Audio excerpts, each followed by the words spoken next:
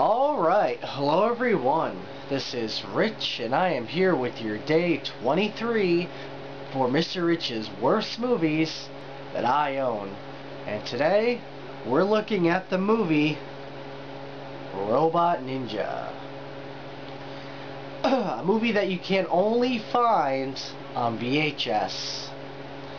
It was released by Tempe Entertainment.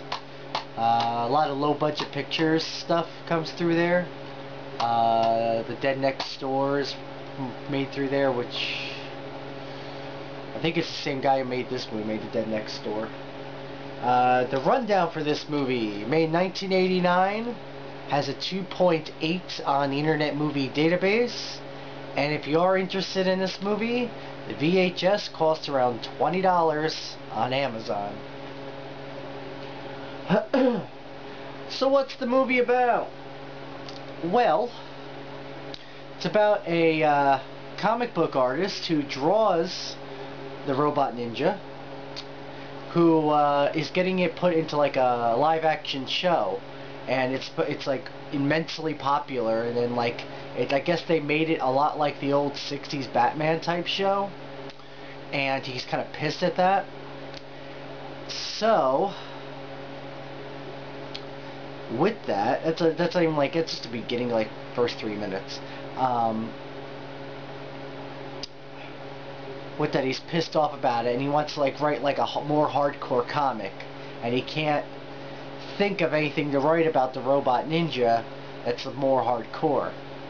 But one night he happens to witness this gang of rapists, bandits, kill and rape these people, and he tries to get in the middle of the scuffle, and he fails, and both the people get killed. With that, he goes and visits his inventor friend, Dr. Goodnight.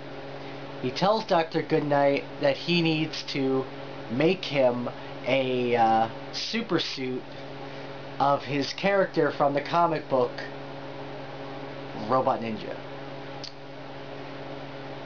And with that, he gives like this guy like literally like $200, and he goes to like an army surplus store, and I swear to God, this inventor buys a carbon saw, like one of those black saw things, a bunch of nails, some duct tape, and I think an extension cord, and that makes the Robot Ninja suit somehow. I don't know how that fucking makes a Robot Ninja suit, but it fucking does.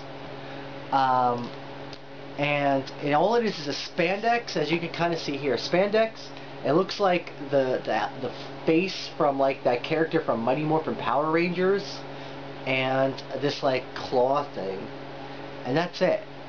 It has like 2 ninja stars on his top here, but I think that's just decoration. So with that, he goes and finds these gangs of rapists, and there's 3 of them in the beginning. He finds them again as they're robbing a video store, and in the video store scuffle, they get a little kid, and in the whole scuffle, the Robot Ninja like gets one of the guys, and he stabs him in the face with the fucking like sword armband thing, and shit.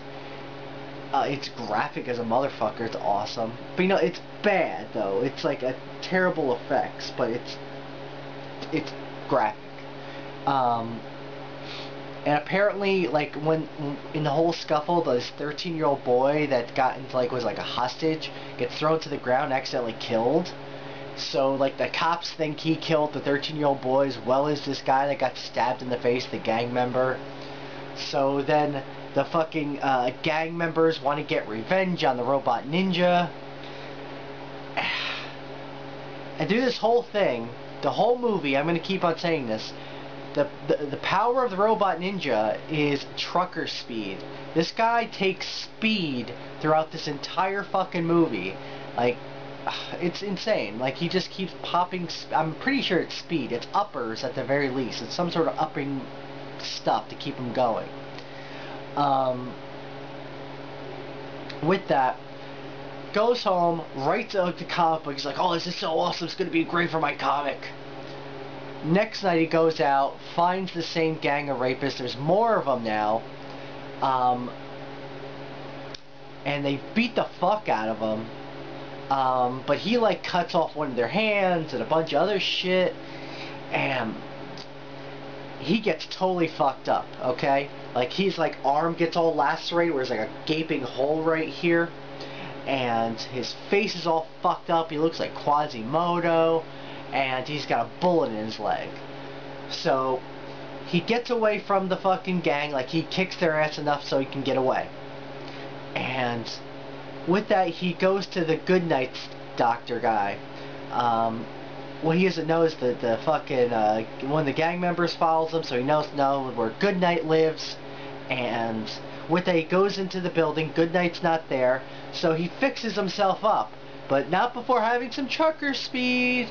So he has some trucker speed, and he fixes his lacerated arm, which veins are all broken out, by putting tubing, staples, and duct tape. That fixes it. And then he has the hole in his leg where he got shot. So it's like a big ass hole, and then a bullet. He takes the bullet out. It looks like a marble.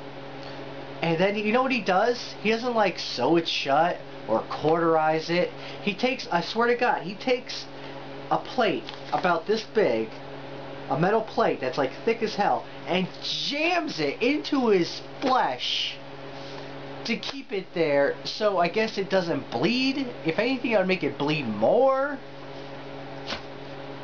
I don't know. With that, the whole time he's doing this, he's puking blood. I don't know how this guy's alive. The trucker speed must be keeping him alive. With that, he goes back home, writes more of his comic book. I don't know how he's doing it and still being alive. The next day, Goodnight comes back. The gang kills him and tortures him and beats him, and he's dead. The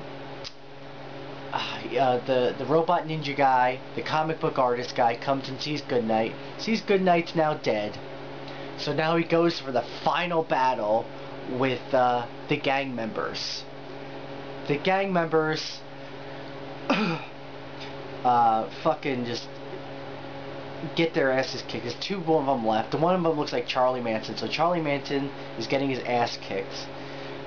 With this whole the last scene, he's so high on trucker speed right now and like losing so much blood, he's literally seeing all the characters in this movie as demons and zombies at this point. So he's seeing this Charlie Manson looking character as a demon face, and he's like, oh, I'm gonna kill you. So he fucking kills that one guy, and then he fucking, what's he do? He stabs the last gang member, which is a woman, the head woman, in the face, and she's dead. Okay? With that, you know, he won the day, he won the battle, everything's done with, goes home, and shoots himself in the face. Yeah. Because he did a good job with this whole thing. I guess he already wrote down the comic book, because his last words are, he's like, just as I wrote it. Boom. End of fucking story there. And then you see like an epilogue where I guess the printing people for his a comic book printed his last story with the one where it's like telling his whole last story with the robot ninja. And it's like, you know, this was Lauren's last story. This is going to be really rare. It's like, I don't know. This movie was bad. The movie was fucking bad. It's hard to explain this movie because there's so little. It's hard to explain. Hopefully I explained it halfway decent. There's actually Linnea Quigley's in here in about 2 scenes where she plays like the publisher's secretary. You know, she's just getting a check, I believe, for that part. It's not very good. I really don't recommend this movie unless you like weird superhero movies. I'd check it out. That's about it. I really don't have much to say about this. I'm fucking sick. I'm not feeling well at all. So I'm gonna leave it here. I'm sorry if this was a crap review today, but I'm not feeling good. So hopefully it's all better. Alright. Well, that's it for right now. Hopefully this didn't suck too much. Alright. Bye.